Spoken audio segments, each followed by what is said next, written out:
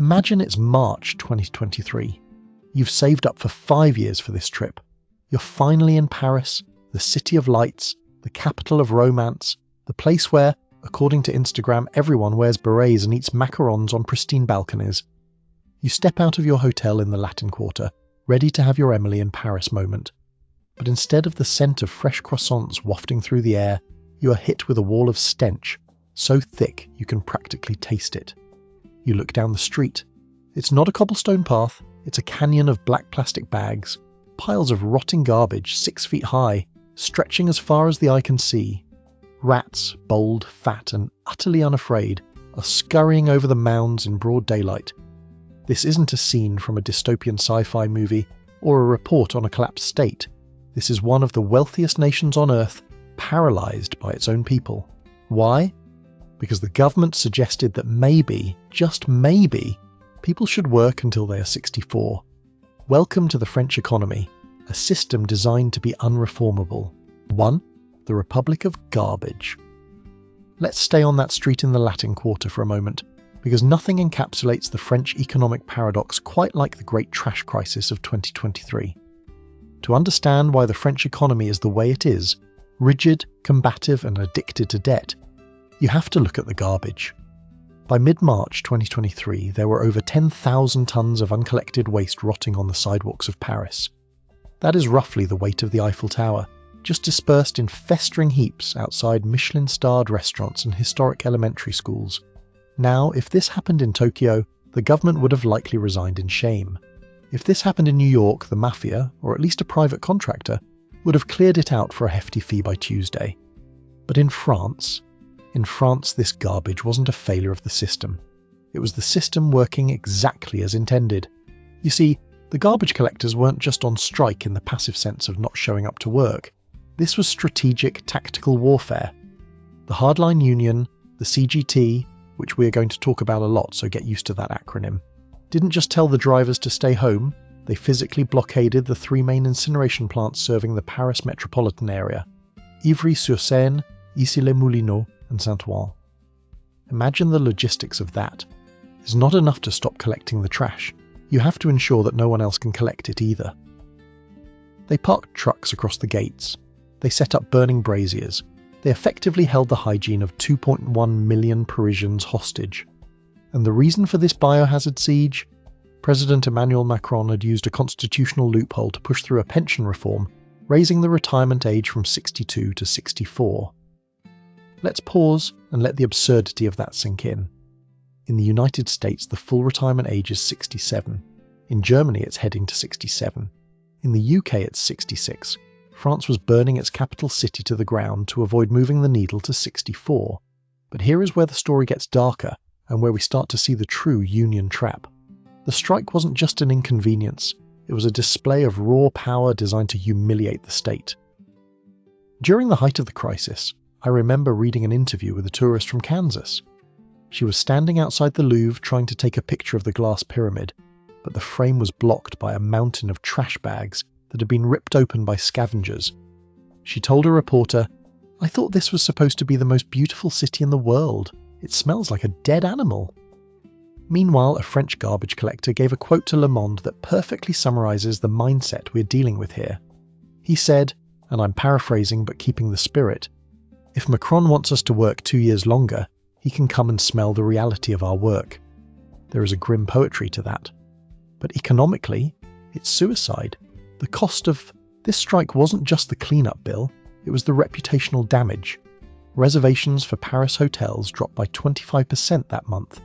Restaurants, already struggling to recover from the pandemic, saw their terraces sit empty because nobody wants to sip a $12 Chablis next to a pile of decomposing diapers. But the Republic of Garbage reveals something deeper about the French economy: the absolute weaponization of essential services. In most developed economies, there is a social contract that says we can argue about money, but civilization must continue to function. In France, that contract has a clause that says, if we don't get what we want, civilization is leverage. The trash strike also highlighted a fascinating, if disturbing, element of French life: the relationship with the rats. Paris has always had a rat problem. There are an estimated 6 million rats in the city. roughly 3 for every human. But during the strike, the rats didn't just multiply, they became emboldened. The National Academy of Medicine actually had to issue a warning about the risk of leptospirosis, a bacterial disease spread by rat urine. Think about that. An advanced G7 economy, a nuclear power, a permanent member of the UN Security Council, was issuing medieval-style plague warnings because a trade union didn't like a piece of legislation. And here is the kicker. The government couldn't just fire the strikers. In the US, remember when Ronald Reagan fired 11,000 air traffic controllers in 1981 because they broke the law and went on strike? That is chemically impossible in France. These garbage collectors are fonctionnaires, or public status employees. They have job security that would make a tenured Harvard professor jealous. Firing them is a legal labyrinth that would take years and likely result in the firing of the politician who tried it. So the government tried to requisition workers, essentially a legal order forcing them back to work under threat of jail time. But how did that go? The police showed up at the garbage depots at 4 a.m. to force the gates open. The strikers fought back, not with stern letters but with physical scuffles. It was the police versus the garbage men, in the dark, over the right to let the city rot. This standoff highlights the central thesis of our video. The French economy is unreformable because the cost of reform is higher than the cost of stagnation. Macron calculated that the pension system was going bankrupt. We'll get to the math later. It's terrifying. He tried to fix it. The result was a literal mess that made global headlines and made France look like a failed state. If you are a foreign investor watching this on CNN, what are you thinking?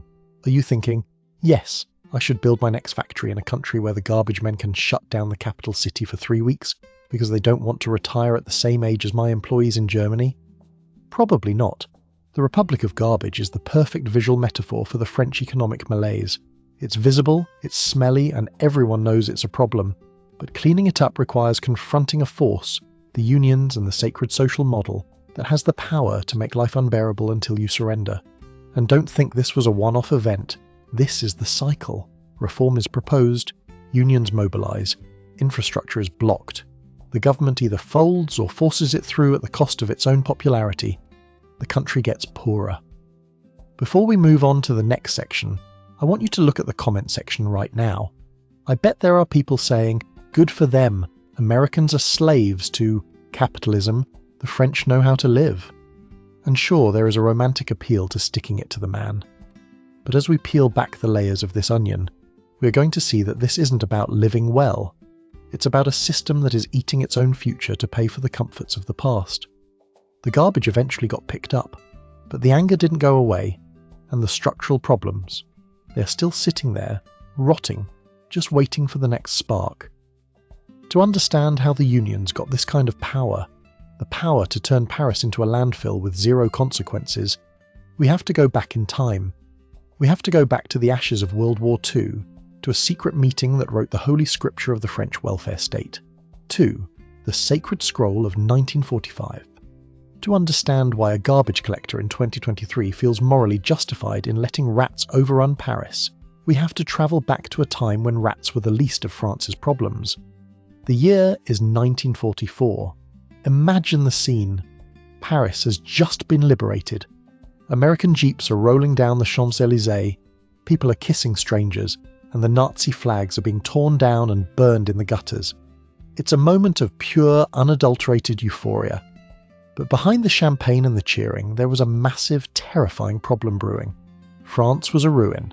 Its infrastructure was bombed out, its economy was non-existent, and its society was deeply fractured. You had collaborators who had worked with the Nazis, and you had the resistance fighters who had spent 4 years blowing up trains and living in the woods. And here is the crucial political reality that Americans often forget. A huge chunk of the French resistance wasn't fighting for democracy or capitalism. They were communists, hardcore, card-carrying, Stalin-admiring communists. They were the ones with the guns, the organisation, and the street credibility. They had bled for France, and now that the war was over, they expected a payout. They didn't want a pat on the back, they wanted a revolution. Enter General Charles de Gaulle. You know him. The tall, stiff guy with the funny hat and the nose that could smell a compromise from 3 miles away. De Gaulle was a conservative Catholic military man. He hated communism almost as much as he hated the idea of France being irrelevant. De Gaulle faced a nightmare scenario. He needed to rebuild the state immediately, but if he pushed the communists too hard, France could slide into a civil war.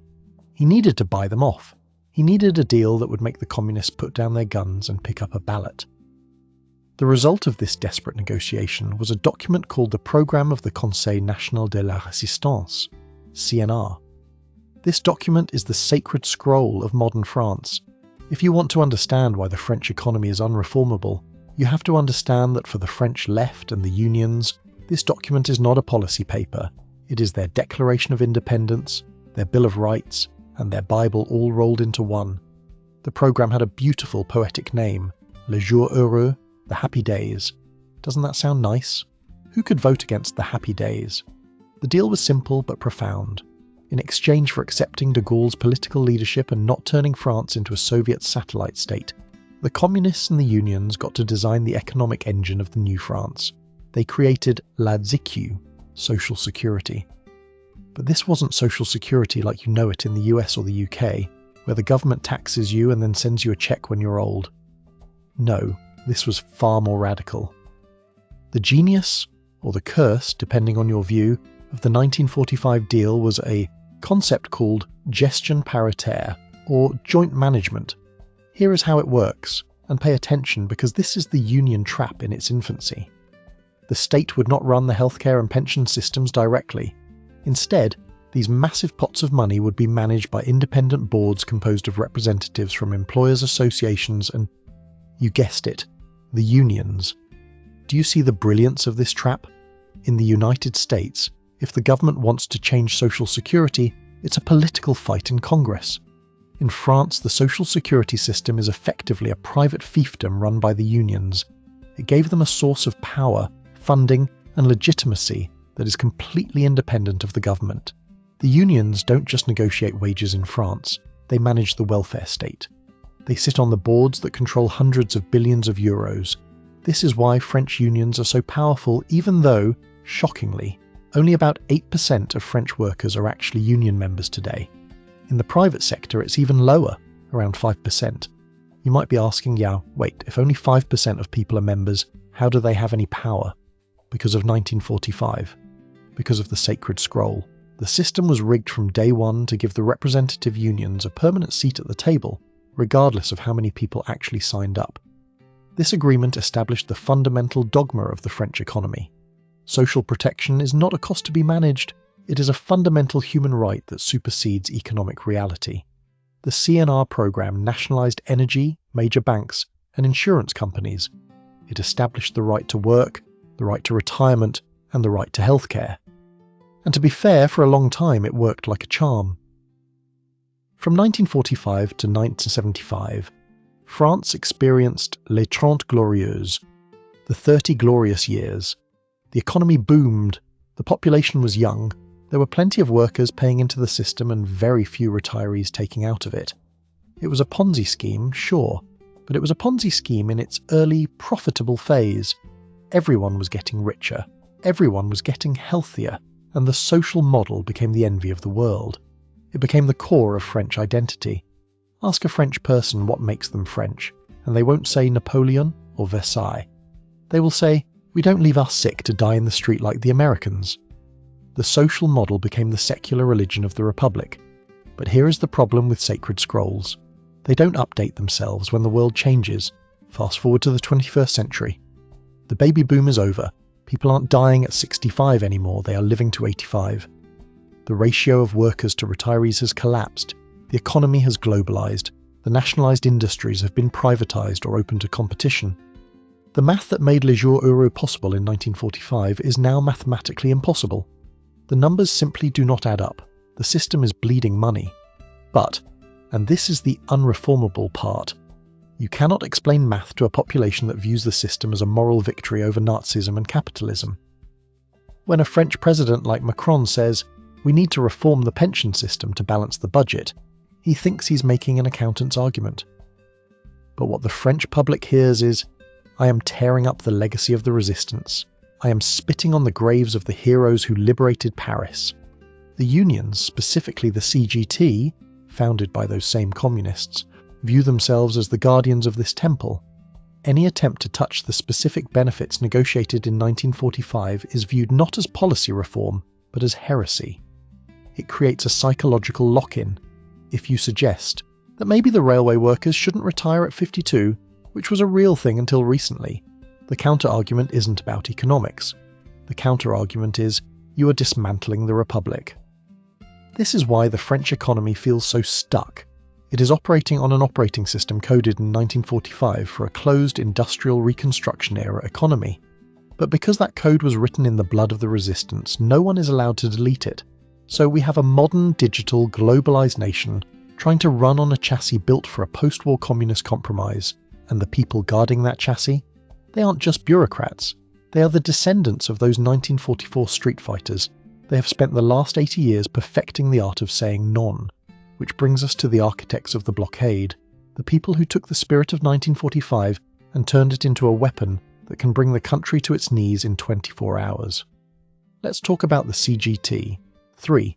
The Blockade Architects. If the sacred scroll of 1945 is the religious text of the French left, then the CGT, Confédération Générale du Travail, are its warrior monks. And let me tell you, these monks don't take vows of silence. They take vows of noise, disruption, and burning tires. You cannot talk about the French economy without understanding this specific organization. In the US, when we think of unions, we might think of the UAW negotiating a contract every 4 years, or maybe a teachers' union lobbying for budget increases. It's bureaucratic, it's legalistic. The CGT is different. The CGT was effectively the industrial arm of the French Communist Party for decades. Even though they formally cut those ties in the 90s, the DNA remains. Their headquarters isn't just an office, it's a fortress of ideology. Their slogan isn't fair pay for fair work, it's basically class war until total victory. Now here is the fascinating paradox, the CGT is actually bleeding members. Membership has dropped significantly over the last 30 years. If you look at the raw numbers, they shouldn't matter. But in France, power isn't about how many members you have, it's about where those members are located. The CGT is a masterclass in what military strategists call asymmetric warfare. They realised a long time ago that they don't need to organise the guys making sandwiches at Pret-a-Manger or the graphic designers at a marketing agency. Those people striking doesn't hurt anyone important. Instead, the CGT focused all its energy on securing a stranglehold on the jugular veins of the economy: energy, transport, ports, and refining. Let's look at their playbook, because it is terrifyingly effective. During the 2023 pension reform protests, the CGT didn't just march in the streets, they launched what they called targeted actions. The Robin Hood tactic. The energy branch of the CGT, FNME-CGT, went into the electrical grid control rooms. They literally possessed the kill switch for the French economy. But they didn't just black out the country. That would turn the public against them. They got creative. They switched hundreds of thousands of homes in working-class neighbourhoods to heure creuse, off-peak pricing, all day long. They essentially gave free or cheap electricity to the poor. At the same time, they targeted specific buildings for blackouts. Who did they target? The offices of MPs who supported Macron, the homes of wealthy CEOs, the construction site of the Olympic Village for the 2024 Paris Games. Imagine the level of control you need to have to say, okay, cut the power to this specific zip code, but give free power to that housing project. It sends a chilling message to the government. We control the grid. We're just letting you use it. The fuel choke. France has a limited number of oil refineries. The CGT controls the workers in almost all of them. Total Energies, Esso ExxonMobil. When they decide to strike, they don't pick at the gas stations, they blockade the refineries. Within 3 days of a refinery strike, the gas stations run dry. Within 5 days, panic sets in. You see lines of cars stretching for miles. Nurses can't get to hospitals. Food trucks can't get to supermarkets. The entire country starts to hyperventilate. The government is then forced to dip into strategic reserves, fuel stockpiles meant for war, just to keep ambulances running. This is the blockade architecture. It is designed to inflict maximum economic pain with minimum participation. You only need 200 guys to shut down a refinery that supplies 10 million people. It is the ultimate leverage. And here is the cultural element that is so hard for outsiders to grasp. The merguez factor. If you go to a CGT protest, it's a sensory experience. There is a specific smell. burning flares and grilling merguez, spicy North African sausages. They have trucks with massive sound systems blasting techno or revolutionary songs. It's aggressive, loud, and incredibly masculine.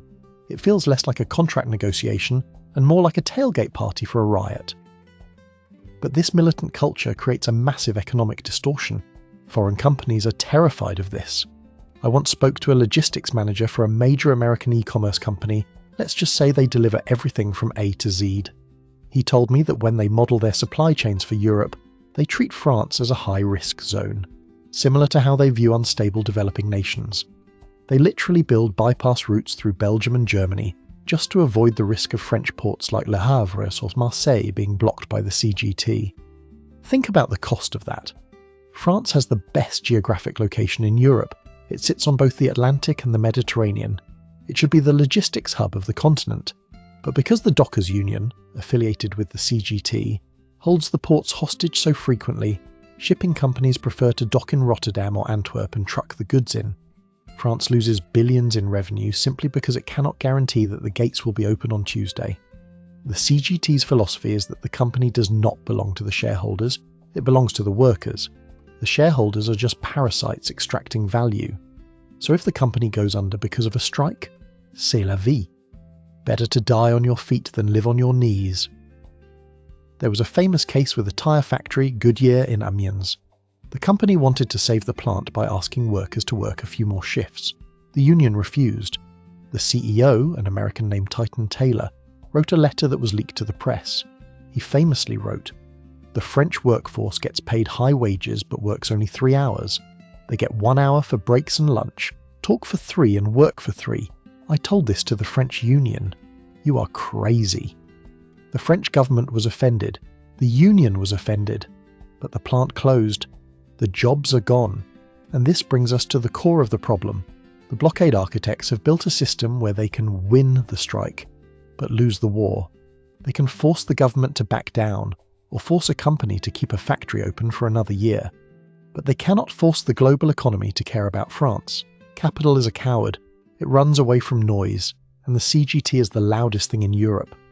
So, we have a sacred 1945 scroll that says, "You have rights," and we have a militant Praetorian Guard in the CGT that says, "We will burn the country down to protect those rights." But surely you might think once you do hire someone, you can build a relationship with them. You can create a culture of trust. Well, that brings us to the next nightmare, the contract itself. In France, getting a job isn't just an employment agreement. It's a marriage, a Catholic marriage, with no divorce allowed. Let's talk about the Golden Handcuffs, the CDI. 4. The Golden Handcuffs. If the CGT provides the fireworks and the noise, the CDI, contrat à durée indéterminée, provides the silence. The silence of a small business owner staring at a stack of resumes, terrified to pick up the phone. To understand the French labour market, you have to understand that in France, there are effectively 2 castes of people. There are the insiders and the outsiders. The insiders have a CDI, the outsiders do not. In the United States, employment is generally at will. This means your boss can walk into your office on a Tuesday and say, "Hey, this isn't working out, pack your things." It's brutal, it's stressful, but it makes the labour market fluid. Companies hire quickly because they know they can correct a mistake quickly. In France, signing a CDI is not like dating. It is not even like living together. It is, quite literally, a Catholic marriage from the 1400s. Till death or retirement do us part. The CDI is an open-ended permanent contract. Once you pass your trial period, usually 3 to 4 months, you effectively own your job. Your position in the company becomes a piece of property that cannot be taken away from you without a drawn-out, expensive and psychologically draining legal war. Let's play a game. Imagine you are a small business owner in Lyon. You run a successful graphic design agency. You land a big new client, so you decide to hire a new designer. Let's call him Pierre. Pierre seems great in the interview. He has a nice portfolio, he's charming, he promises the moon. You sign the CDI. The trial period ends. Then the transformation happens. Pierre stops hitting deadlines. He starts showing up at 10:30 a.m. and leaving at 4:30 p.m. He spends 3 hours a day networking on LinkedIn. He is toxic to the other employees. In America, you fire Pierre. You pay him 2 weeks severance if you're nice and you move on. In France? If you want to fire Pierre, you're about to enter the 9 circles of hell. First, you cannot just fire him for poor performance. Being bad at your job is often not enough of a reason to break a CDI, unless you can prove insufficiency with a mountain of documented evidence over a long period. You have to start a paper trail that would make a lawyer weep. You have to send registered letters, with return receipt requested, warning him of his behaviour. You have to summon him to a formal pre-dismissal interview, entretien préalable. You must allow him to bring a union representative or a witness to this meeting. If you eventually pull the trigger and fire him, Pierre will almost certainly sue you in the prud'hommes, the labour courts. The prud'hommes is a terrifying institution for employers. It is not presided over by professional judges. It is a tribunal made up of lay people, half elected by employers, half elected by employees, unions. And historically, they lean heavily towards the worker. If the court decides that the firing was without real and serious cause, sans cause réelle et sérieuse, you don't just owe Pierre his back pay, you owe him damages, you owe him penalties. Until the Macron reforms put a cap on this, which the unions fought tooth and nail, the payouts could be astronomical, years of salary. I know a restaurant owner in Bordeaux who had a waiter who was rude to customers, dropped plates, and was generally terrible. The owner calculated the cost of firing him versus the cost of keeping him. It was cheaper to keep him on the payroll, forbid him from talking to customers, and just have him polish silverware in the back for 8 hours a day. Think about the economic insanity of that. A business is paying someone to not work because the legal system makes it too dangerous to replace him. This creates the golden handcuffs. The employee is handcuffed to the job because quitting means losing all those accumulated rights and benefits. Unemployment benefits in France are generous, but only if you are fired or negotiate a departure, not if you just quit.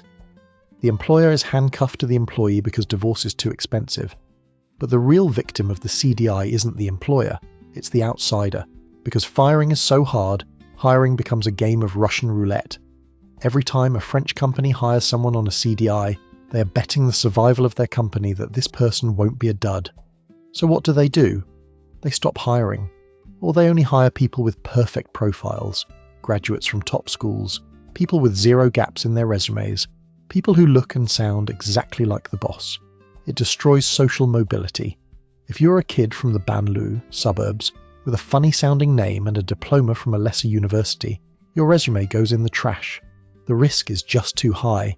This has created a generation of precarious workers.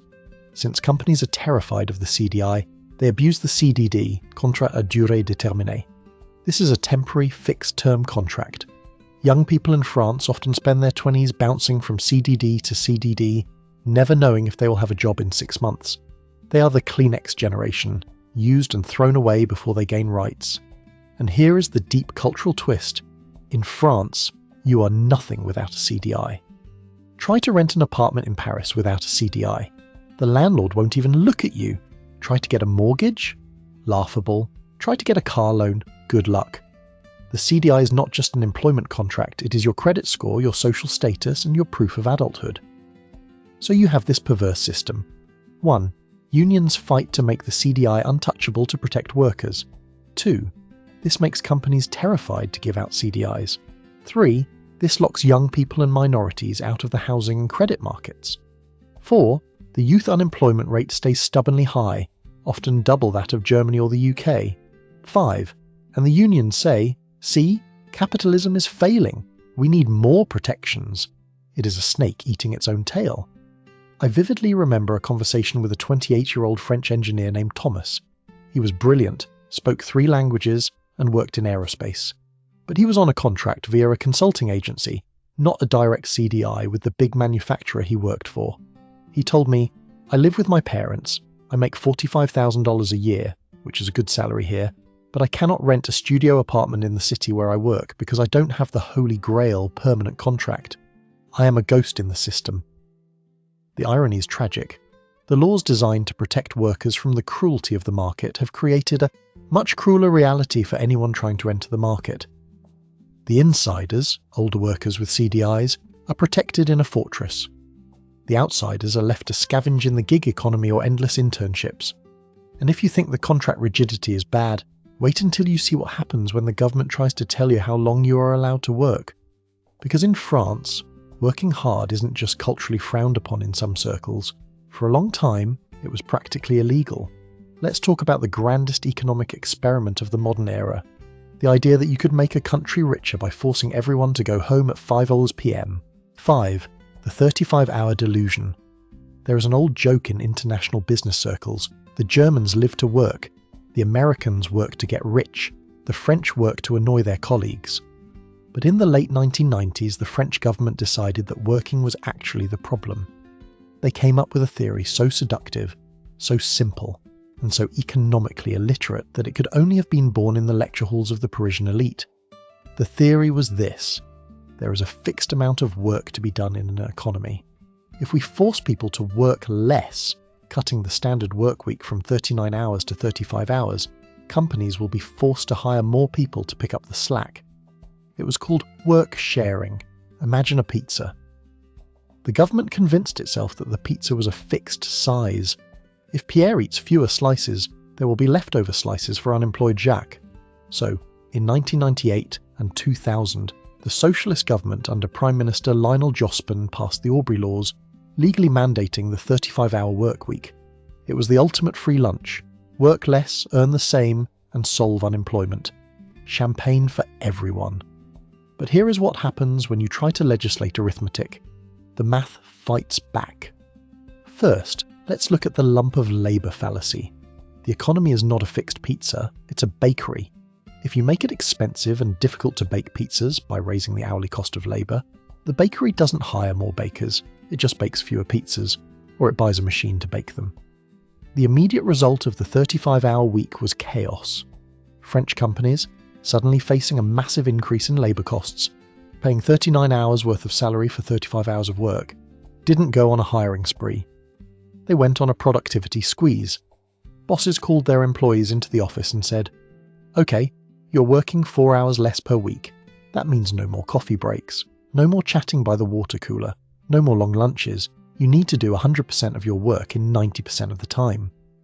The leisurely pace of French office life, which was a real cultural asset, died. Work became intensified. Stress levels skyrocketed. The famous French lunch break, once a sacred 2-hour affair with wine, shrank to a 30-minute sandwich at the desk, and the wages. To pay for this, companies froze salaries. For nearly a decade, middle-class wages in France barely moved. The government had effectively traded future wage growth for extra vacation days. This brings us to the weirdest acronym in the French language: RTT, Réduction du temps de travail. Because it was impossible for many professionals, engineers, consultants, managers, to actually leave after 35 hours, the world doesn't stop turning at 4 p.m. on Friday, the system created RTT days. Basically, if you work more than 35 hours, you don't get paid overtime, you accumulate comp time. French executives started ending up with 10, 15, or even 20 extra days off per year, on top of their standard 5 weeks of vacation. This sounds great, right? Who doesn't want 9 weeks of vacation? But try running a hospital under this system. The 35-hour week absolutely nuked the French public hospital system. Suddenly, nurses and doctors were racking up millions of hours of RTT. But because there weren't enough staff to cover their shifts, they couldn't take the days off. They just accumulated in a time savings account. At one point, the public hospital system owed its staff something like 2 million days of accumulated leave. It was a debt that could never be paid. The result? Burnout, staff shortages, emergency rooms closing because the anesthesiologist has legally worked too many hours and has to go home, even if patients are waiting. I have a friend, a surgeon in Marseille. He once told me, "The 35-hour week turned medicine from a vocation into a shift job. We used to stay until the patient was stable. Now the administration yells at us if we clock out 10 minutes late because it messes up their RTT spreadsheet." And did it solve unemployment? No. Unemployment in France remained stubbornly high, hovering around 8 to 10% for most of the following 2 decades. The law made French labour wildly expensive compared to its neighbours. While Germany was reforming its labour market, the Hartz reforms, to become more competitive, France was essentially telling foreign investors, "Come to France, we are legally mandated to work less than you." Manufacturing fled. Why build a factory in Amiens where you have to navigate the nightmare of 35-hour shifts, when you can build it in Poland or Slovakia? Today, the 35-hour week is a zombie law. It's dead, but it's still walking around eating brains. Successive governments realised it was a disaster, but they were too terrified of the unions to repeal it. So they perforated it with loopholes. Now you can work more than 35 hours, but the overtime is tax-free, thanks to Sarkozy. There are so many exemptions and special arrangements that HR departments need a PhD just to calculate payroll. It created a two-speed France. The blue-collar workers and low-level employees are strictly clocked at 35 hours, their wages stagnating. The white-collar cadres work 50 or 60 hours, ignoring the law entirely, but banking their RTT days for ski trips in February. The 35-hour delusion taught the world a valuable lesson. You cannot legislate prosperity. You cannot create jobs by forbidding work. But if you think the fight over hours was bad, it pales in comparison to the fight over when you were allowed to stop working forever. Let's touch the third rail of French politics. Let's talk about retirement. 6. The third rail of retirement. In American politics, we often talk about the third rail, issues like Social Security or Medicare that are so charged, so electrically deadly, that any politician who touches them dies instantly. In France, retirement isn't just a third rail. It is the entire power plant. It is the holiest of holies. It is the specific hill upon which every modern French president eventually dies. So, let's go back to the spring of 2023. The world watched in confusion as France seemingly tore itself apart. You saw the footage. The heavy wooden door of the Bordeaux City Hall, an 18th century masterpiece engulfed in flames. You saw tear gas drifting through the bistro terraces of Paris. You saw millions of people marching, chanting and banging pots and pans. And what was the cause of this insurrection? Was it a famine? A war? A suspension of civil liberties? No! The government proposed raising the retirement age from 62 to 64. To an outsider, specifically to an American or a Brit, this looks like insanity. In the US, if you told someone they could retire with a full state pension at 64, they would ask, "Where do I sign?" We're used to 67. We're used to 401ks that fluctuate with the stock market. We're used to the idea that we might be greeting customers at Walmart until we are 75. But to understand the French rage, you have to understand the French soul.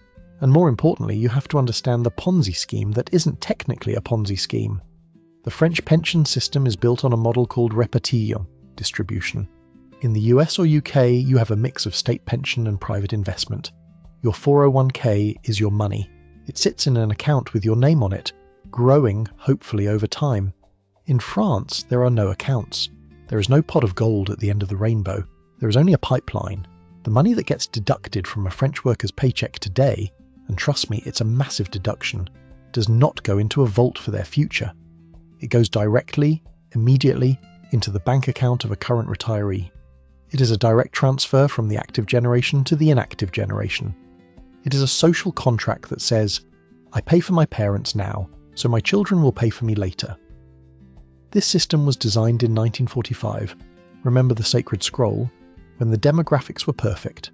The baby boom was just starting. In 1960, there were 4 active workers for every 1 retiree. Imagine a dinner party where 4 people are buying dinner for 1 guy. That's easy. Everyone chips in a few bucks, the old guy eats well, and nobody feels the pinch. But today, the demographics have collapsed. People are living longer, which is good, and having fewer babies, which is bad for the math. Today the ratio is roughly 1.7 workers for every 1 retiree, and it is plummeting toward 1.2. Now, imagine that same dinner party, but now it's you and your spouse and you have to pay for the full upscale dinner of a retiree who's going to live for another 25 years. And by the way, that retiree expects a pension that is nearly 75% of their final salary, one of the most generous replacement rates in the world. The math is brutal. It is undeniable. The system was projecting a deficit of $13.5 billion by 2030. President Macron, love him or hate him, can do math. He looked at the spreadsheet and saw 2 options: cut pensions, political suicide. You cannot starve grandmothers. Raise taxes, economic suicide.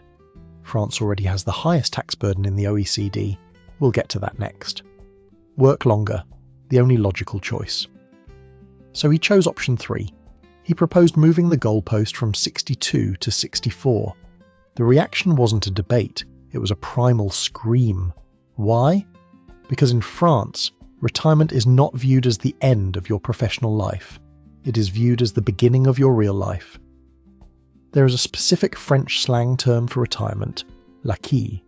It comes from military slang for the last day of service. It implies liberation. It implies release from prison. In the Anglo-Saxon world, we often derive our identity from our jobs. What do you do? Is the first thing we ask at parties. In France, the job is often viewed as a form of servitude, a necessary evil to fund the weekends and eventually the retirement. French culture sells a specific dream. You work hard, you pay your massive taxes, and in exchange, the state guarantees you a third age of leisure, a time when you are still young enough to travel, garden, and enjoy life, fully funded by the state. When Macron said 64, he wasn't just asking for 2 more years of labour. The French heard, "I am stealing the 2 best years of your freedom. I am stealing the years when your knees still work and your back doesn't hurt. I am chaining you to the desk until you are decrepit." The 2023 battle became a fight over the definition of life itself.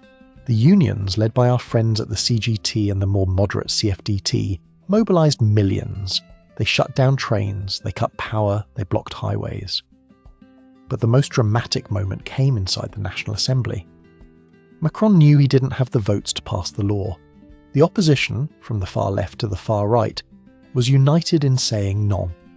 So, on March 16, 2023, just minutes before the vote was scheduled, Prime Minister Elisabeth Borne walked up to the podium.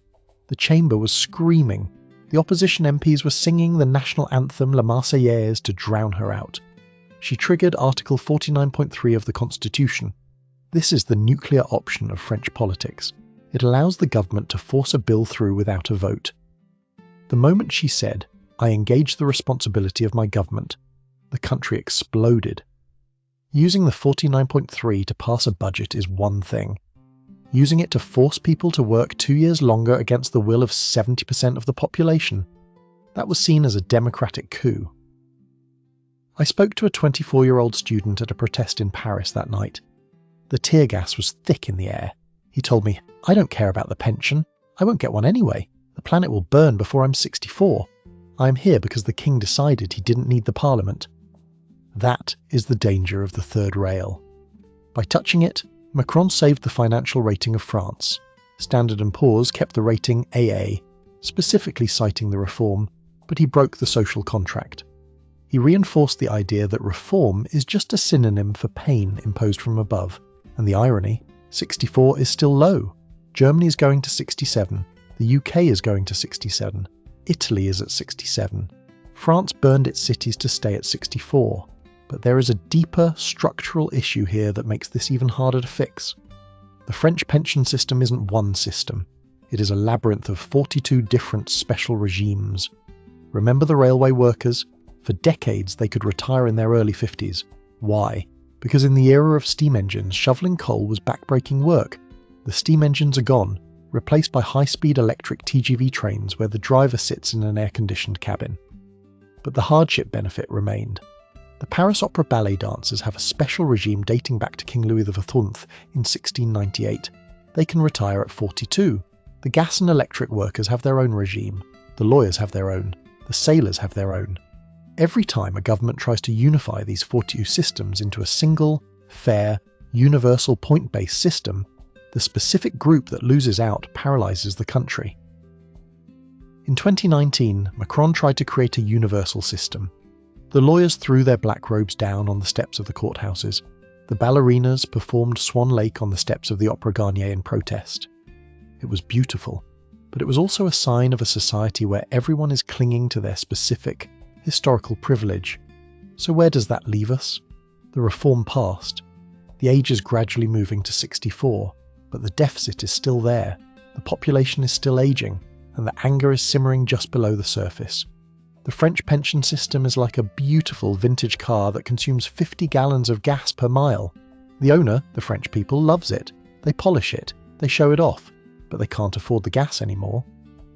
And when the mechanic says, "Maybe we should swap the engine," they slash his tyres.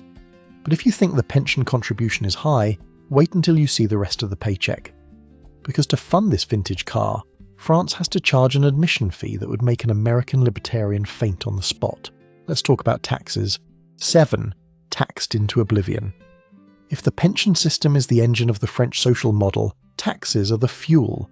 And this engine doesn't just sip gas, it chugs jet fuel while sprinting a marathon. Let's perform a quick autopsy of a French payslip. If you are an American, your pay stub is a cute little slip of paper. It has maybe 4 lines. Federal tax, state tax, social security, Medicare. It's clean, it's legible. A French payslip, bulletin de paie, is not a document. It is a novel. It is a dense A4-sized wall of text with often over 40 separate lines of deductions. It looks less like a receipt for salary, and more like the schematics for a nuclear submarine. This brings us to the most shocking statistic in the Western world.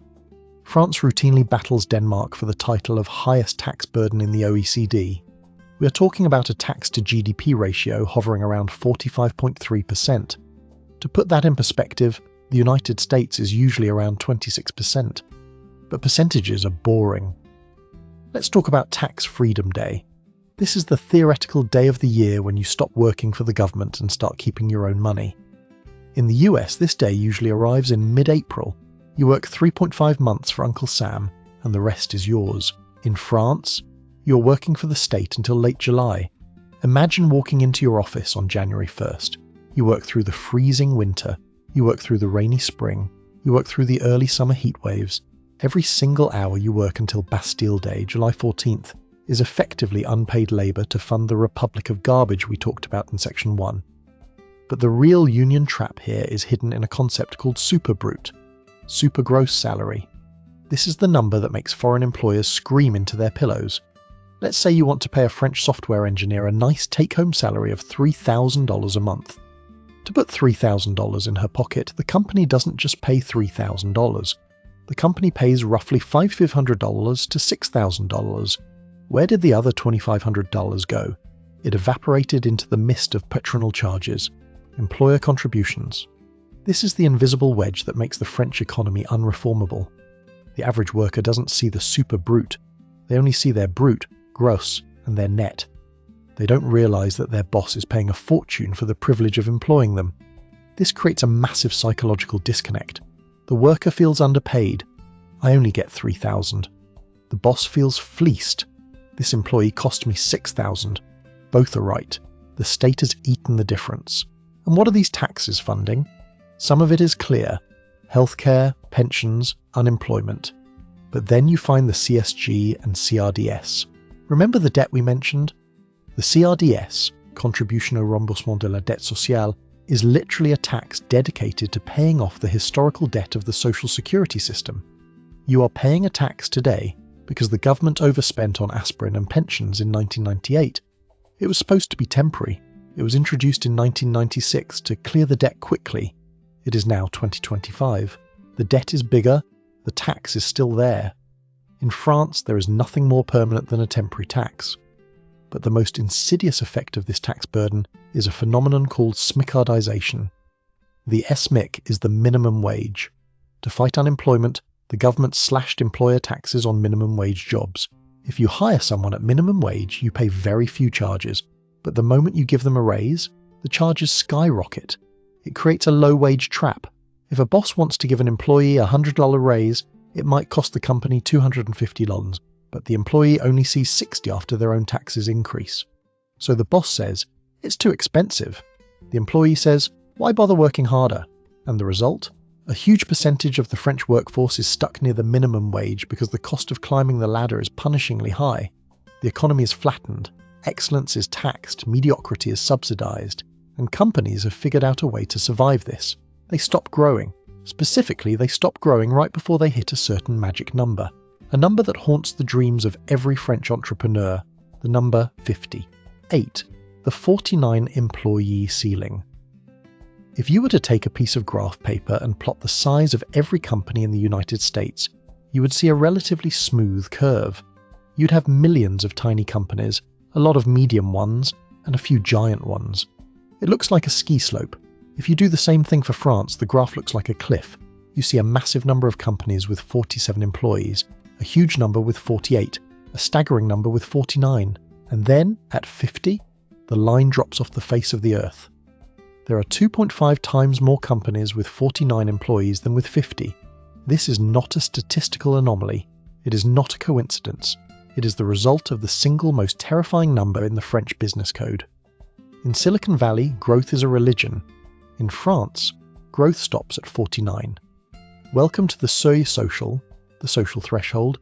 To understand why a French CEO would rather cut off his own arm than hire a 50th employee, you have to understand what happens the moment that 50th person signs their contract.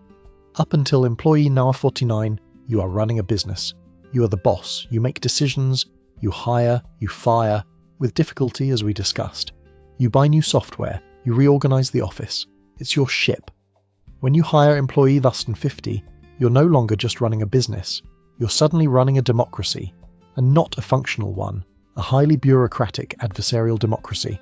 Crossing the threshold of 50 triggers roughly 35 distinct legal obligations.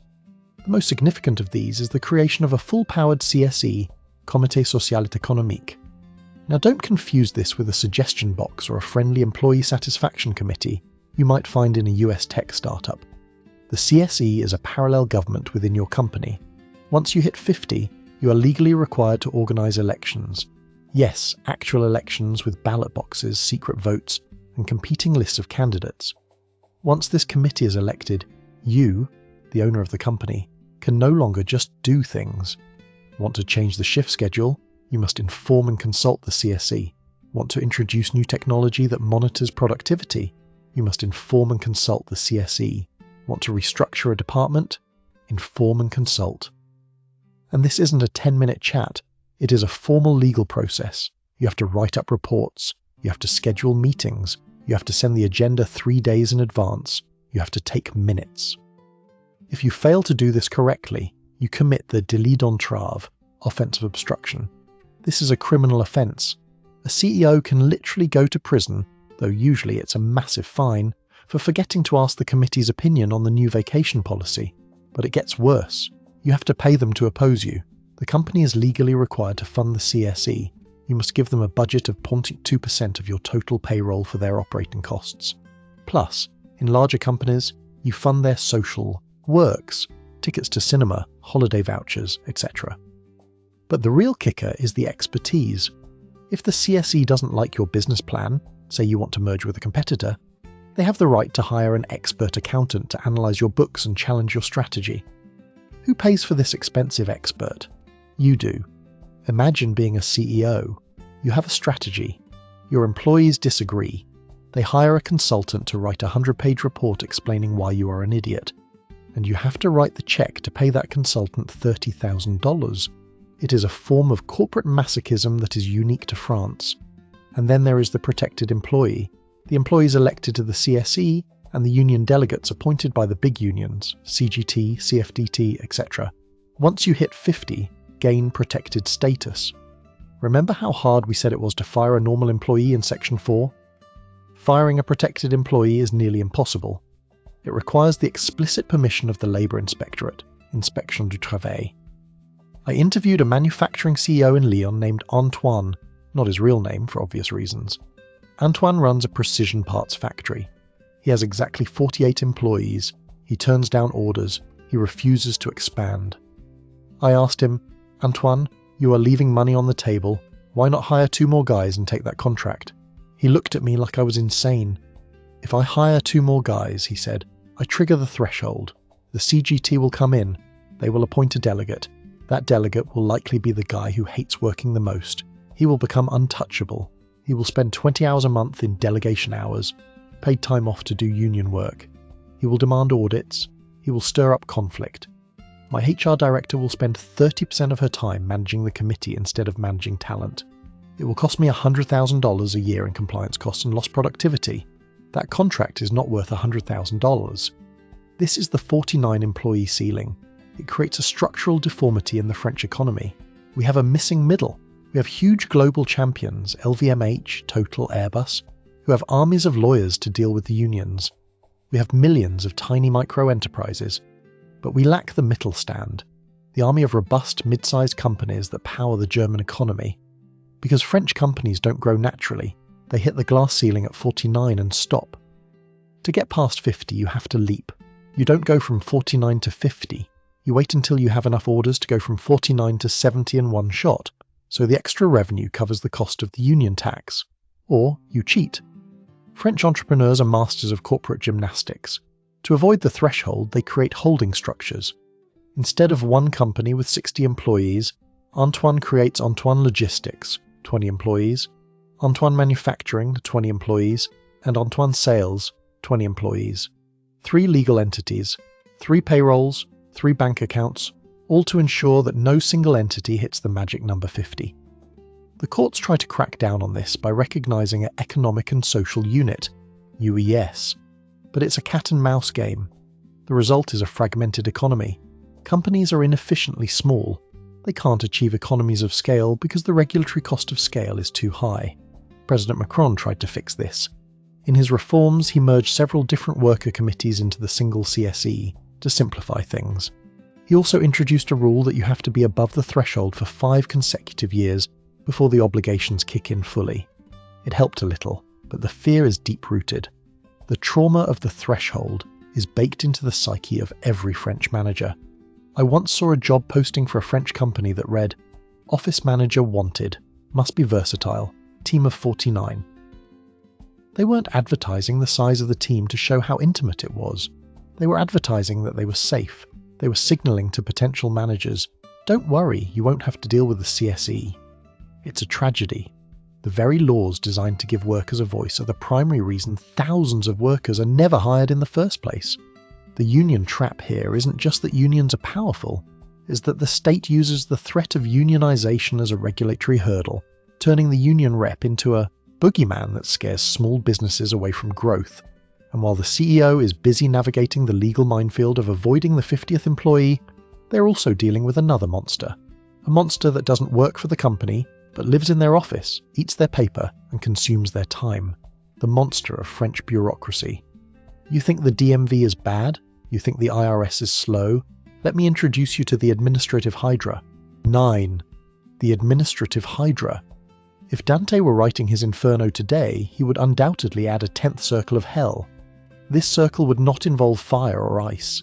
It would involve a waiting room with fluorescent lights, a ticket dispenser that is out of paper, and a glass window that closes exactly 2 minutes before your number is called.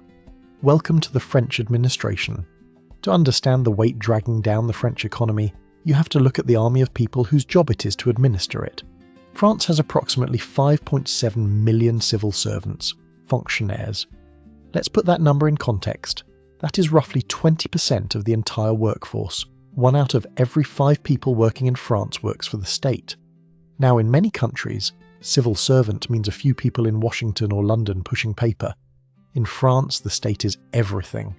It is the teacher, the nurse, the train conductor, the garbage collector, the museum guard, and the guy who measures the width of the sidewalk. This creates a massive, immovable block of voters who have zero interest in economic disruption. They're shielded from the market. They have job security for life. But the real problem isn't the number of people, it is the culture of the stamp. In France, nothing exists until it has been stamped. If you want to open a bakery, build a shed, hire an intern or die, you need to fill out a SERFA. The SERFA is a standardized government form. There are thousands of them. Each one has a number, like SERFA ni Jordan through ES75003. They are hideous blue and white grids of bureaucracy that demand information you didn't even know you had. What is your great-grandmother's maiden name? Please provide the triplicate receipt of your birth certificate issued within the last 3 months. I'm not joking about the birth certificate. In the digital age, where I can transfer $1 million with a thumbprint on my iPhone, the French administration still requires you to physically go to the town hall of your birth every few months to get a fresh paper copy of your birth certificate to prove you haven't died or gotten married since the last time you checked. This obsession with la paperasse, paperwork, isn't just annoying, it is an economic tax on time. I have a friend, an American architect living in Paris, who tried to register his business. He spent 4 months going back and forth to the URSSAF, the organisation that collects social charges. He told me the story of the missing document. He went to the appointment with a dossier 3 inches thick. He had everything. The lady behind the glass, the dreaded guichet, flipped through it. She stopped. She looked at him with a mix of pity and disdain. "Monsieur," she said, "this document is a photocopy. We need the original." He explained that he had mailed the original to another department last week. "Ah," she said, "that is not my department. You must get the original back from them and bring it to me." "But they are in the same building," he pleaded. "Can't you call them?" She stared at him. "Call them? Monsieur, we do not call them." He didn't get his business registered that day. This is the Administrative Hydra. You cut off one head, fill out one form, and 2 more grow back. You now need a new permit and a stamp from a different ministry. And this Hydra lives in a structure we call the millefeuille. You know the pastry? The one with thousands of layers of puff pastry and cream? That is the map of France. France has a territorial organisation that is clinically insane. 1. The state, Paris. 2. The regions, 13 of them. 3. The departments, 101 of them. 4. The intercommunalities, groups of towns. 5. The communes, the towns. Let's focus on the communes. France has roughly 35,000 communes. To give you an idea of how ridiculous that is, France has more municipalities than Germany, the UK, Italy and Spain combined. There are villages with 12 people that have a mayor, a town hall and a budget. This means that for a business to build a factory, they might have to get permission from the mayor, then the president of the intercommunality, then the prefect of the department, then the regional council. And each of these layers has its own politicians, its own ego and its own power to say none. It paralyzes infrastructure projects. It freezes housing development. But the ultimate irony of the French administration came in 2014, with the case of Thomas Thévenoud. You couldn't write this in a movie script, it's too on the nose. Thomas Thévenoud was the Secretary of State for Foreign Trade. He was a rising star in the socialist government, and then it was revealed that he hadn't paid his rent for 3 years, and wait for it, he hadn't filed his tax returns for years. When confronted, did he say, "I forgot"? Did he say, "I'm corrupt"? No. He told the press with a straight face that he suffered from a medical condition. Phobia administrative phobia. He claimed that the sight of the forms made him physically ill, so he just didn't do them. The entire country laughed, but it was a laugh of painful recognition, because everyone in France has administrative phobia. The system is so hostile, so complex and so punitive that even the ministers running the country are terrified of their own paperwork. This Hydra strangles the economy by diverting human capital. French companies employ armies of people just to talk to the state. Startups don't spend their energy iterating on their product, they spend it iterating on their compliance. And if you are a foreign investor, you look at this millefeuille, you look at the 5.7 million civil servants waiting to stamp your forehead, and you think, maybe I'll go to Ireland. But what happens when the factories actually do leave? What happens when the administrative phobia and the union trap combine to drive industry out of the country entirely? You get a ghost region. You get a land of empty warehouses and angry voters. Let's travel to the empty diagonal. Let's look at the Rust Belt of Romance. 10. The Rust Belt of Romance. If you look at a satellite map of France at night, you will see a blazing knot of light in Paris, bright spots in Lyon, Toulouse, and along the Riviera. But cutting across the middle of the country, stretching from the Belgian border in the northeast all the way down to the Pyrenees in the southwest, there is a swathe of darkness. Geographers call this the diagonale du vide, the empty diagonal. This is the phantom limb of the French economy. It is a region of stunning natural beauty, medieval villages and silence. But it is the silence of a graveyard. This is where the union trap and the administrative hydra finally killed the host. For decades, this was the industrial spine of France. The north was coal mines and steel mills. The east was automotive factories. This is where France built the trains, the cars and the washing machines for Europe. But remember the costs we talked about? The high taxes, the rigid 35-hour week, the inability to fire anyone? Global manufacturing giants looked at this spreadsheet and did the only logical thing. They left. They didn't just leave, they fled. Between 1980 and 2010, France lost 2.5 million industrial jobs. That is half of its industrial workforce. Gone. To see the human cost of this, we don't need statistics. We need to go to Amiens, a gritty industrial city in the north. The date is April 26, 2017. The presidential election is in full swing. It is a duel between Emmanuel Macron, the globalist former investment banker, and Marine Le Pen, the nationalist firebrand. The Whirlpool dryer factory in Amiens is scheduled to close. Production is moving to Poland, where labour is cheaper and labour laws are looser. The workers are burning tyres outside the gates. Macron, who is actually from Amiens, is meeting with union leaders in a sanitised room at the Chamber of Commerce downtown. He's wearing a sharp suit.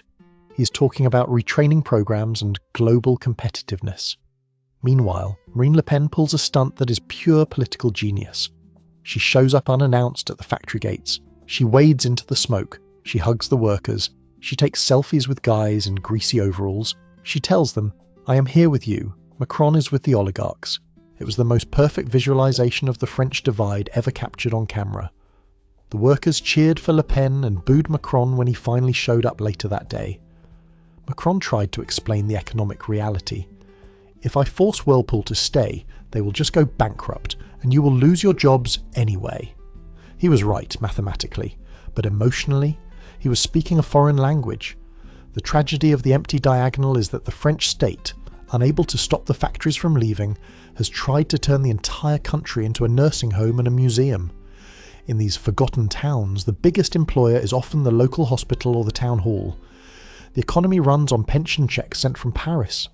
The young people leave for the cities as soon as they turn 18. The bakeries close, the butchers close. The town centres are boarded up, replaced by massive supermarkets on the outskirts that sell imported goods. This creates a vicious feedback loop. Because there are no private sector jobs, the local population becomes even more dependent on the state. They demand more protection, earlier retirement, and higher subsidies. This leads to higher taxes on the few companies that remain, which encourages them to leave too. It is an economic death spiral, and this is the breeding ground for the gilets jaunes, yellow vests. We will talk about their clash with the elite later, but you have to understand that their rage was born here, in the empty diagonal. These are people who must drive 40 kilometres to get to work or buy food because the trains have stopped running to their villages. When the government in Paris decided to raise the tax on diesel fuel to save the planet, they weren't just taxing driving. They were taxing survival in the Rust Belt. France has effectively split into two nations, the metropoles, Paris, Bordeaux, Lyon, globalised, rich, tech-savvy, connected to the world by high-speed trains. The periphery, the empty diagonal, deindustrialised, ageing, angry, and feeling like they are being punished for the crime of staying behind. The government's solution has been to pour billions into reindustrialisation schemes. They offer subsidies to battery factories and green tech startups to set up shop in the north. But let's be honest, a gigafactory that employs 500 highly skilled engineers and robots does not replace a steel mill that employed 5,000 guys with high school diplomas. The jobs that are left in these regions are service jobs, delivering Amazon packages, cleaning the houses of the elderly, security guards. These jobs don't offer the dignity, the community, or the class consciousness of the old factory floor. You can't organise a powerful union when everyone is an Uber driver or a temp worker. So the unions fight to protect the ghosts of the past, while the youth of these regions look at their future and see nothing. Which brings us to the biggest victims of this unreformable system. The people who haven't even had a chance to get trapped yet because they can't even get in the door. Let's talk about the lost generation. 11. The lost generation. There is a popular joke among young Parisians. What is the 6th largest French city in the world? The answer isn't Nantes or Strasbourg, it's London. There are estimated to be hundreds of thousands of French citizens living in London. You hear French spoken in South Kensington as often as English, and if you go to Montreal, New York or Berlin, you will find armies of young French professionals. Why? Why would someone leave a country with free healthcare, 5 weeks of vacation, and the best cheese in the world to go live in rainy, expensive London? Because in London, they are allowed to work. To understand the tragedy of French youth, let me introduce you to Camille. Camille is 26 years old. She has a master's degree in marketing from a good business school. She speaks fluent English and Spanish. She is smart, driven, and desperate to prove herself. In the United States, Camille would be a junior marketing manager making $60,000. She'd have her own apartment and a 401k. In France, Camille is a stagiaire, intern. Camille has been an intern for 3 years. She hops from one 6-month internship to another. She does the work of a full-time employee often staying late to impress the boss. In exchange, she gets a gratification, is not legally called a salary, of roughly $600 to $1,000 a month. This is the Génération Stagiaire, the internship generation. Because of the golden handcuffs of the CDI we talked about earlier, companies are terrified to hire Camille. If they hire her on a permanent contract and she turns out to be mediocre, they are stuck with her for life. So they don't hire her. Instead, they exploit a legal loophole. They hire interns to do real work. When Camille's 6 months are up, they don't offer her a job. They wave goodbye and hire the next 23-year-old from the pile. It is a carousel of exploitation, and it creates a statistical nightmare. Youth unemployment in France is structurally horrific.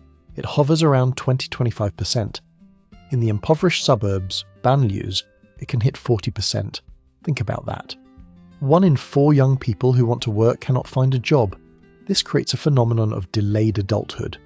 Without a CDI, permanent contract, Camille cannot rent an apartment.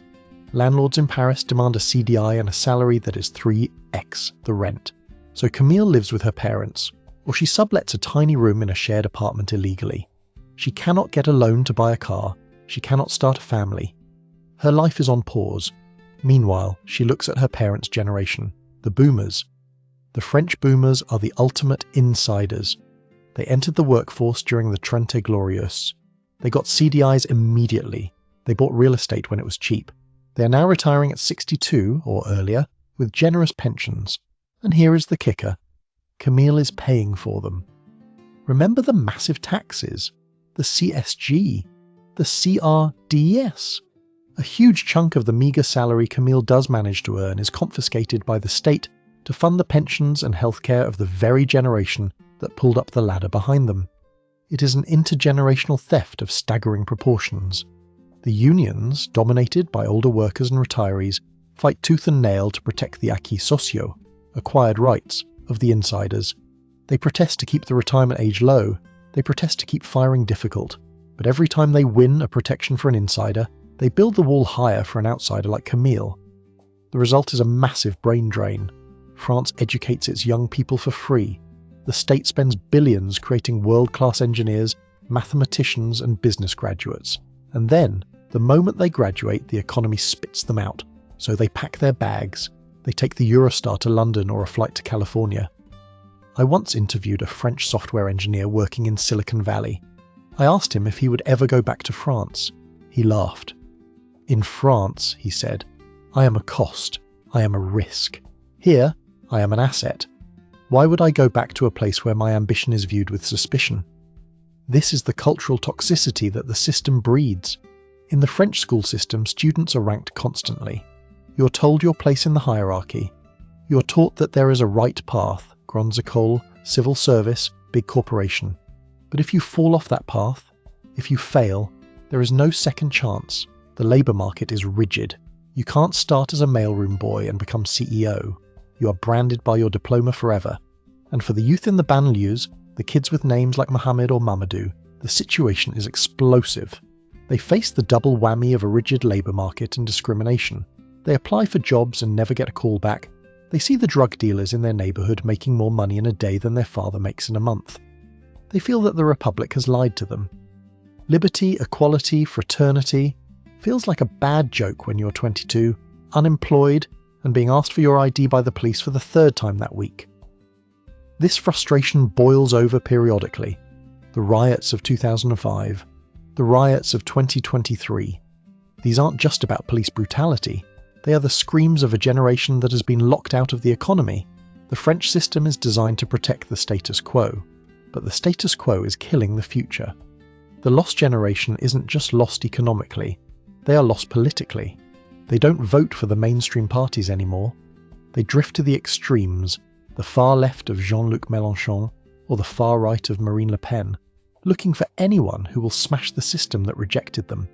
And watching all of this from their gilded offices in Paris is a very specific group of people, the people who designed this machine, the people who think they know better than everyone else. Let's meet the high priests of the French state. Let's meet the technocrats. 12. The Technocrats' Tower. If you want to understand why the French government seems to treat its own population like unruly children who need to be scolded, you have to visit a specific building in Strasbourg, or formerly Paris. You have to visit the ENA, École Nationale d'Administration. In the United States, the elite comes from a mix of places: Harvard, Yale, Stanford, sure, but also business, the military, the law. There isn't one single door that you must walk through to run the country. In France, there is only one door, and it is incredibly narrow. The ENA is the school of power. It was created by de Gaulle, him again, to train a corps of brilliant, impartial civil servants to rebuild the state. And it worked. Too well. It created a caste. They are called les énarques. Valéry Giscard d'Estaing, énarque. Jacques Chirac, énarque. François Hollande, énarque. Emmanuel Macron, énarque. For the last 40 years, France has been run almost exclusively by men and a few women who went to the same school, learned the same way of thinking, and speak the same indecipherable language. This is the Technocrat's tower, and the view from the top is very different from the view from the street. The mindset of the anarchy is specific. It is built on the belief that there is a rational solution to every problem. The state is not a messy compromise between people. It is a mathematical equation to be solved. If the numbers say that policy X will save $2 billion, then policy X must be implemented. If the people hate policy X, it's not because the policy is bad, it's because the people are insufficiently educated to understand its brilliance. This is why, whenever a French reform fails, the government's response is never, "We made a mistake." Their response is always, "We need to do more pedagogy." Think about how insulting that word is. Pedagogy. It implies that the president is the teacher and the citizens are slow-witted students. Let me explain it to you again, slowly, you peasant. This disconnect reached its absolute peak in 2018, and it ignited the worst civil unrest in France since 1968, the Yellow Vests, Gilets jaunes. The spark was pure technocracy. The government in Paris looked at a spreadsheet. They saw two things: climate change is bad, we need to discourage driving, the budget deficit is high, we need more revenue. Solution: increase the tax on diesel fuel. It's rational, it's green, it's fiscally responsible. To an énarque living in the 7th arrondissement of Paris, where you can take the metro, grab an Uber, or ride a subsidised electric bike, this made perfect sense. A few cents more on diesel? Who cares? It's the price of saving the planet. But they forgot about the empty diagonal. They forgot about the nurse in rural Dordogne who drives an old diesel Peugeot 206 because she can't afford a Tesla. She drives 50 kilometers a day to visit patients. There is no bus. There is no Uber. For her, this wasn't a green tax. It was a tax on her existence. It was Paris telling her, "You are being punished for going to work." When the tax was announced, something snapped. But it wasn't the unions who organised the response. The unions are part of the system. They negotiate with the énarques. They speak the same language. No, this was organic.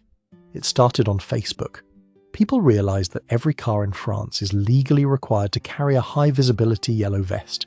It was the perfect uniform. It was cheap. Everyone had one, and it symbolised visibility. See us. We are the invisible people. On November 17, 2018, nearly 300,000 people poured onto the roundabouts of France. Why roundabouts? Because in La Provence and everywhere outside Paris, the roundabout is the town square. It's where the traffic slows down. It's where you can be seen. The technocrats in the tower were baffled. They didn't have a leader to call. There was no general secretary of the Yellow Vests to invite to the Élysée Palace for croissants and negotiation. It was a hydra of pure anger. The demands were chaotic. Lower taxes, higher minimum wage, referendums, Macron resign. But the underlying message was singular. You don't know who we are. There is a famous moment that encapsulates this disconnect. President Macron, visiting a town during the crisis, was confronted by a young, unemployed horticulturist who couldn't find a job. Macron looked him in the eye and said, "I can cross the street and find you a job. Je traverse la rue et je vous en trouve." Technically, Macron was right. There were restaurants across the street looking for dishwashers, but emotionally, it was a nuclear bomb. It showed a complete lack of empathy for the dignity of the worker. It reduced a human being to a unit of labour that could be plugged into any slot. The cross-the-street comment became legendary. It proved to the Yellow Vests that the president was not their leader. He was their CEO. And a bad one at that. The violence that followed was shocking. The Arc de Triomphe was vandalised. Statues of Marianne, the symbol of the Republic, had their faces smashed. Luxury stores on the Champs-Élysées were looted, but look at what they targeted. They smashed the symbols of the state and the symbols of wealth. They were attacking the tower. The government's response was to retreat into the bunker. They deployed armoured vehicles. They fired thousands of tear gas canisters. But then, Macron did something very anarchic. He organised the Great National Debate. He travelled the country, standing in town halls for 6 or 7 hours at a time, answering questions. It was an impressive display of stamina and intellect. He knew every file, every number, every acronym. But it missed the point. He was trying to explain his way out of an emotional crisis. He was trying to win the argument. The Yellow Vests didn't want a debate. They wanted a divorce. This technocratic blindness also explains the concept of pantouflage, slipper wearing. This is the revolving door. An anarcho works for the Ministry of Finance for 10 years, writes the regulations for the banking sector, and then, hop, he quits and becomes a partner at a major bank, making 10 times his previous salary.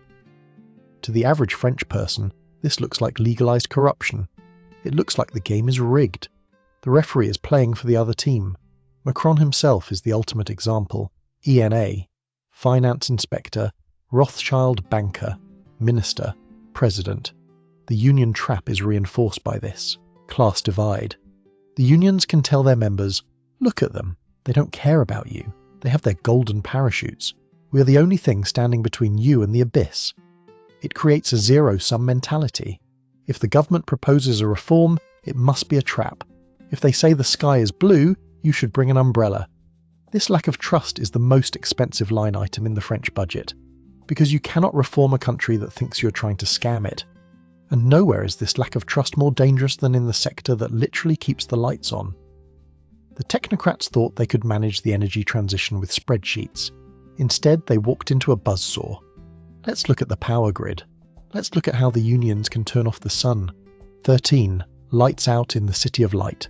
If the garbage strike was a war on your nose, the energy strike was a war on your civilization. Imagine it is July 2024. You're sitting in the Stade de France.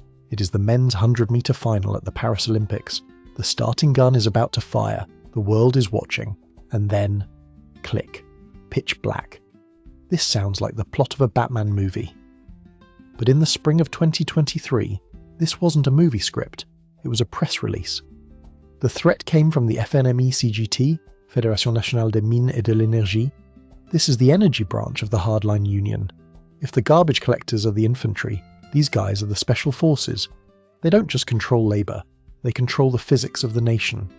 In the lead up to the pension reform, the FNME-CGT didn't just threaten to strike, they threatened to weaponize the grid.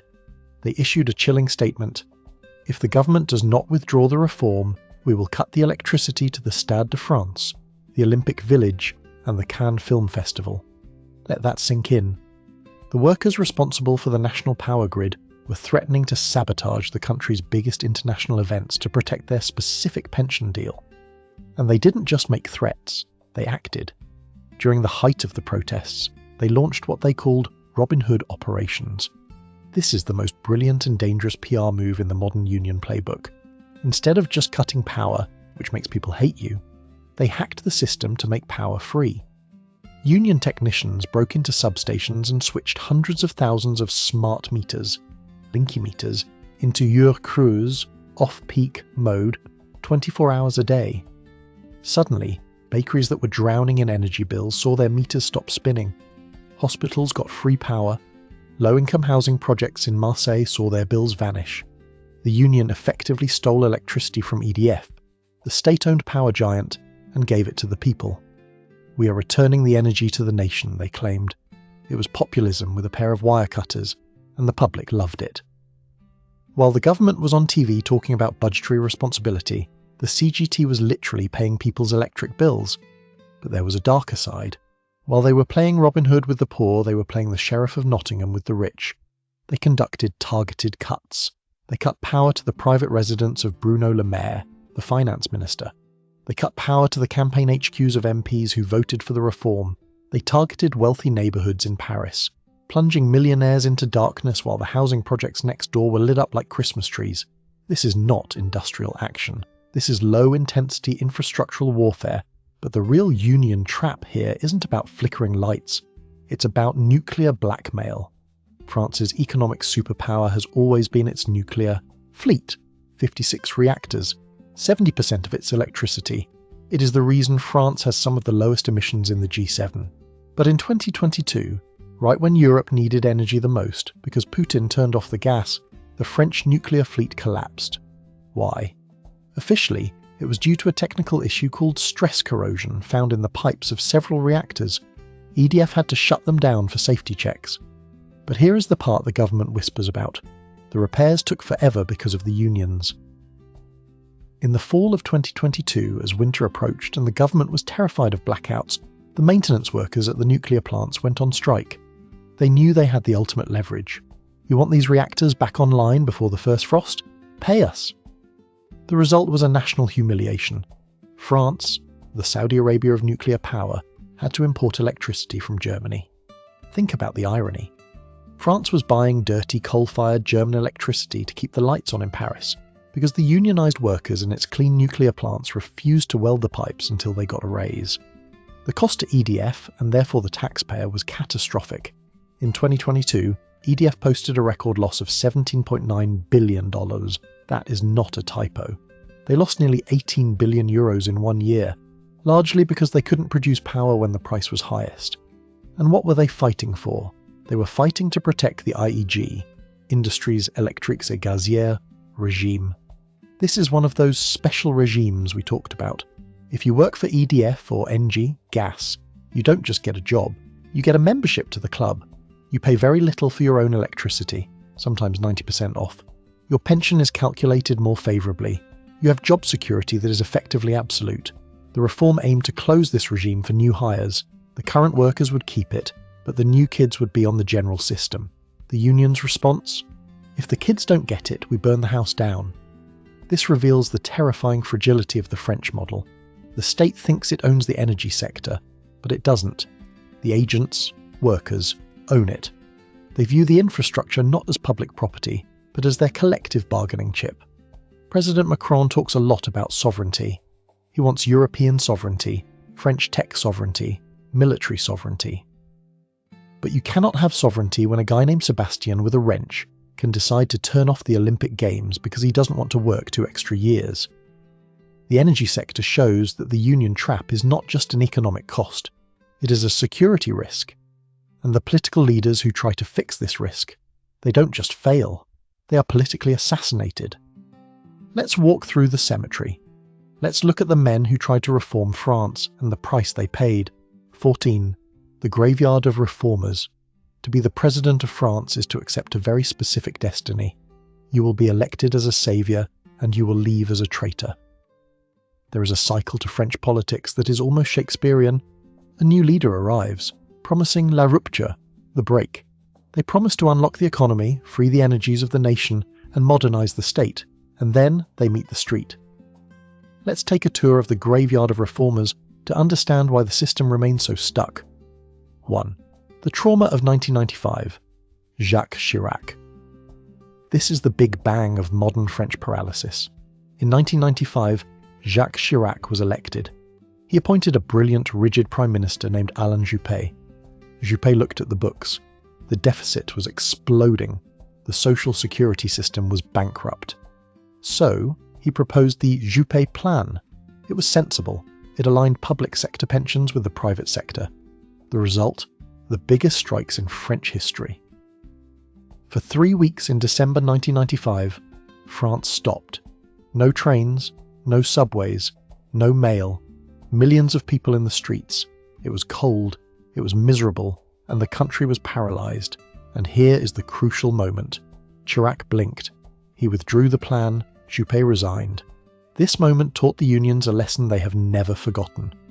We are more powerful than the parliament. If we hold out long enough, the king will kneel. Chirac spent the rest of his presidency doing almost nothing controversial. He was so traumatized by 1995 that he became the roi fainéant, the do-nothing king. 2. The hyper-president, Nicolas Sarkozy, 2007 to 2012. Sarkozy was different. He He was energetic, aggressive, and pro-American. He promised to Kerke, power wash, the system. He actually managed to raise the retirement age from 60 to 62 in 2010. He fought the unions, and technically he won. The law passed. But the cost was his political life. The anger generated by that reform was so intense that he became the most hated man in France. In 2012, he became the first president since 1981 not to be re-elected. The French electorate punished him for saving their pension system. 3. The betrayal, François Hollande, 2012-2017. Hollande was a socialist.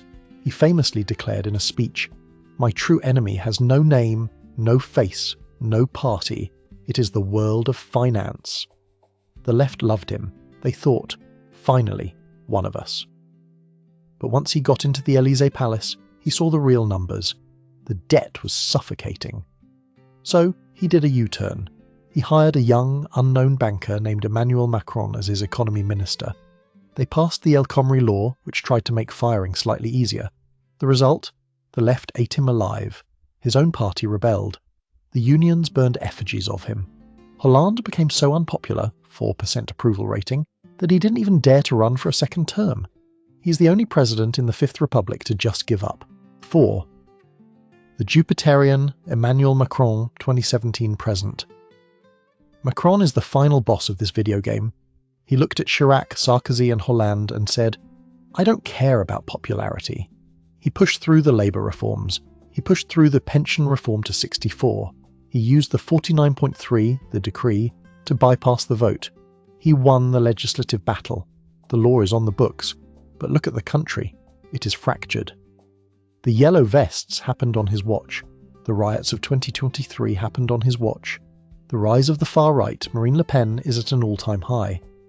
Macron proved that you can reform France, but only if you're willing to rule like a monarch and set the country on fire. And the danger is what comes next. Because every time a reformer forces a change, the union trap snaps shut tighter. The voters become more radical, they stop believing in the democratic process because they feel ignored, and waiting in the wings is Marine Le Pen. Her economic platform, it's basically the communist platform from 1980 wrapped in a French flag. She promises to lower the retirement age back to 60. She promises to tax the rich. She promises to close the borders. It is an economic fantasy, but it sounds a lot better than work harder. So we have a system where doing nothing kills the economy, Chirac. Doing something kills the politician, Sarkozy Hollande. Forcing it through kills democracy, Macron. And while the politicians play this Game of Thrones, the debt clock is ticking. The one thing that cannot be negotiated with, struck against, or blocked by a burning tyre is compound interest. Let's go to the endgame, the debt trap. The debt. 15. The debt trap endgame. We have talked about garbage, unions, strikes and politicians, but there is one character in this story that doesn't care about ideology. It doesn't care about the resistance, it doesn't care about the 35-hour week, and it certainly doesn't care about your feelings. It is the bond market. For the last 15 years, France has been living in a financial fantasy land.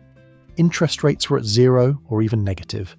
This meant the government could borrow billions of euros effectively for free to pay for the social model, the subsidies, and the peace treaties with the unions. It was like having a credit card with 0% APR that never expired. France binged. But in 2022 the party ended, inflation spiked, central banks raised interest rates. Suddenly that credit card has a 3% or 4% interest rate attached to it. Here is the terrifying math of the debt trap endgame. France hasn't passed a balanced budget since 1974. Think about that. For 50 years, half a century, the French state has spent more than it earned every single year. The national debt is now pushing $3 trillion. That is roughly 112% of GDP. In the free money era, this didn't matter. The cost to service that debt, pay the interest, was negligible. But now, the interest payments on the debt are becoming the single largest item in the French budget. By 2027, France will spend more on paying interest to foreign investors than it spends on its entire defence budget. Soon, it will spend more on interest than on education. Think about the insanity of that. The French taxpayer is working until late July to pay taxes, not to fund schools or hospitals, but to pay coupons to hedge funds in London and New York just to keep the lights on. And the sharks are circling. The credit rating agencies, S&P, Fitch, Moody's, are watching. They have already issued warnings. A downgrade in France's credit rating would be catastrophic. It would spike interest rates further, creating a snowball effect where the debt grows faster than the economy can ever hope to catch up. This is where the union trap becomes a death sentence. To pay down this debt, France needs to cut spending. But we just spent 14 sections explaining why you cannot cut spending. If you cut pensions, strikes. If you cut the number of civil servants, strikes. If you cut healthcare, riots. So the government is paralyzed. It is driving a car toward a cliff, but the steering wheel is locked by the unions, and the brake pedal is disconnected by the 1945 Constitution. The only other option is to grow the economy.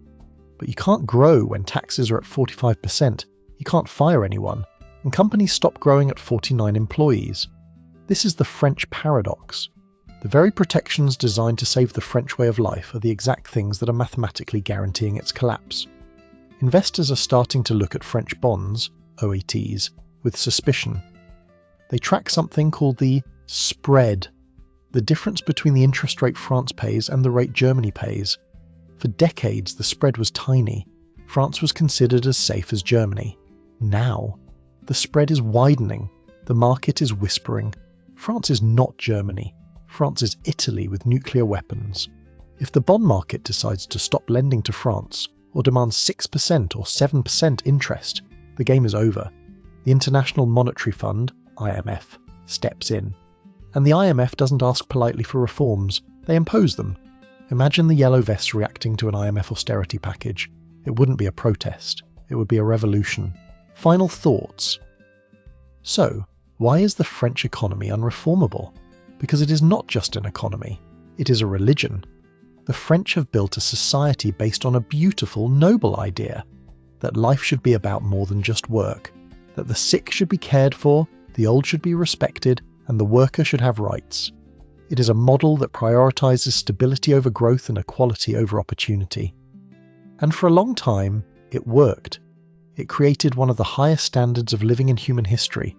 But the bill for that paradise was pushed into the future, and the future has finally arrived. The union trap is the refusal to accept that the world has changed. It is the belief that you can vote against math. It is the belief that if you burn enough tires, the debt will go away. As you walk through Paris today, it is still breathtakingly beautiful. The cafes are full, the Seine sparkles in the sunlight. But if you look closely, you can see the cracks in the foundation. You can smell the uncollected garbage. You can feel the tension in the air. France is facing a choice that it is culturally incapable of making. Dismantle the sacred model of 1945 to save the country's future, or cling to the model and watch the country slowly sink into irrelevance, trapped in a museum of its own making. The tragedy is, I think we all know which path they will choose. They will choose the romance. They will choose the fight. They will choose the non. Because in France it is better to sink with panache than to swim like an Anglo-Saxon. But what do you think? Is the French model a glorious resistance against capitalism or a suicide pact? If you were Macron, what would you do? Let me know in the comments below, I read every single one. If you enjoyed this deep dive into economic madness, destroy that like button. It's easier than firing a French employee. And make sure you're subscribed. We'll see you in the next video, where we're going to look at the other sick man of Europe, Germany. Thanks for watching.